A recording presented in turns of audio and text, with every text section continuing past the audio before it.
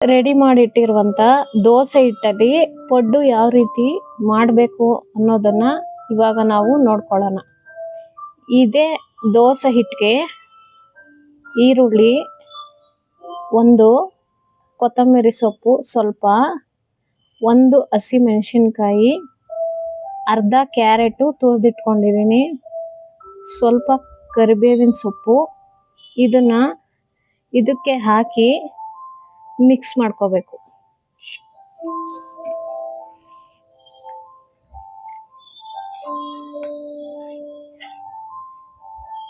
ಇದಕ್ಕೆ ಮೊದಲೇ ನಾವು ಉಪ್ಪು ಹಾಕಿ ರೆಡಿ ಮಾಡಿಟ್ಟಂತ ಹಿಟ್ಟು, ಇದನ್ನ ಈಗ ನಾನು ಕಲಿಸ್ತಾ ಇದ್ದೀನಿ.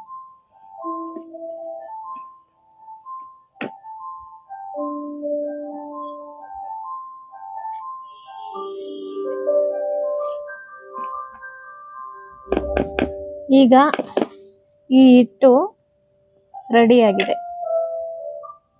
ಗ್ಯಾಸ್ ಮೇಲೆ ಪಡ್ಡು ಮಾಡೋ ಕಾವಲಿ ಇಟ್ಟಿದ್ದೀನಿ. ಇದು 2 ನಿಮಿಷ ಬಿಸಿ ಆಗಬೇಕು. ಈಗ ಬಿಸಿ ಆಗಿದೆ. ಇದಕ್ಕೆ ನಾನು ಎಣ್ಣೆ ಹಾಕೊತಾ ಇದ್ದೀನಿ.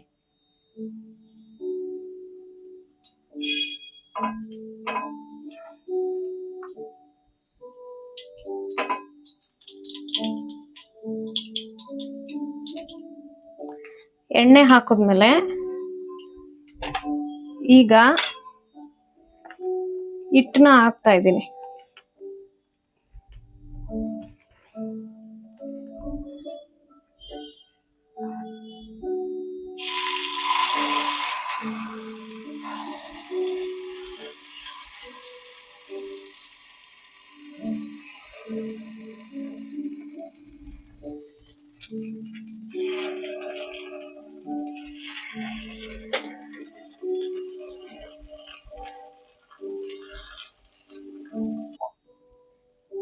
ಪಡ್ಡು ಹಿಟ್ಟು ಫುಲ್ಲು ಎಲ್ಲದಕ್ಕೂ ಹಾಕಿದ್ಮೇಲೆ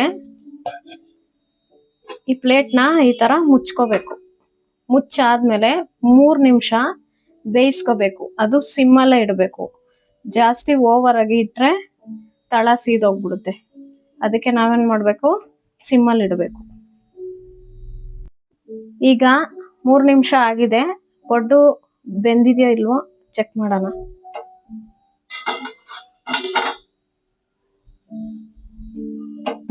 ರೆಡಿಯಾಗಿದೆ. ವಾವ್, ಸೂಪರ್, ಚೆನ್ನಾಗಿ ಬಂದಿದೆ. ಸೂಪರ್.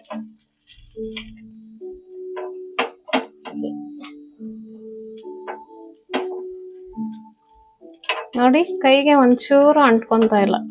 ಎಷ್ಟು ಚೆನ್ನಾಗಿ ಬಂದಿದೆ. ನಿಮ್ಮ ಮನೇಲೂ ಕೂಡ ಒಂದ್ಸರಿ ಮಾಡಿ ಟ್ರೈ ಮಾಡಿ.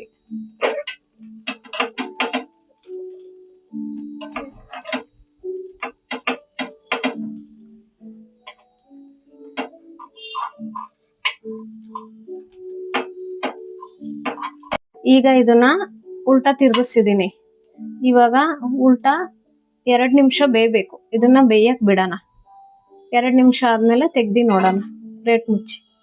ಈಗ ಪ್ಲೇಟ್ನ ತೆಗಿತಾ ಇದ್ದೀನಿ. ಪಡ್ಡು ಬೆಂದಿದೆಯೋ ಇಲ್ವೋ ನೋಡೋಣ. ಬೆಂದಿದೆ. ಈಗ ಬೆಂದಿದೆ, ಎಲ್ಲ ಬೆಂದಿದೆ. ಒಂದು ಪ್ಲೇಟ್ಗೆ ತಗೊಂತಾ ಇದ್ದೀನಿ.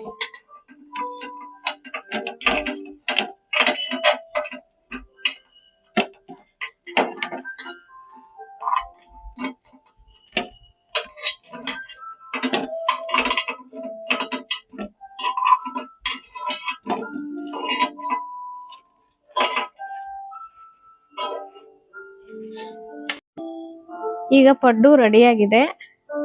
ಪಾಪು ತಿಂದು ಟೇಸ್ಟ್ ಹೇಗಿದೆ ಅಂತ ಹೇಳುತ್ತೆ. ನೋಡಿ, ಚೆನ್ನಾಗಿ ಬೆಂದಿದೆ.